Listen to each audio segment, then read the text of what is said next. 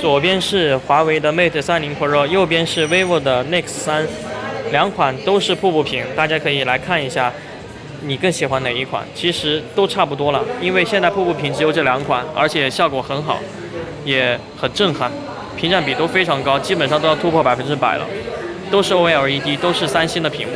大家看两款的瀑布屏的一个对比。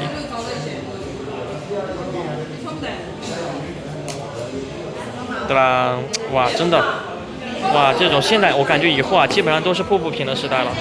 基本上，再出这种平面的手机，确确实实会感觉到有一点点2D 的感觉。瀑布屏用起来的感觉真的很爽。如果你喜欢大屏，那 Nex 3绝对是最好的选择。那么，如果你喜欢稍微手感好一点的这个小屏一点的话，那么华为 Mate 30 Pro 也还是不错，就看你更喜欢哪一款了。左边是1，右边是2，选出你的看法。咱们下期见，拜拜啊！记得关注我们哈，下期见，拜拜。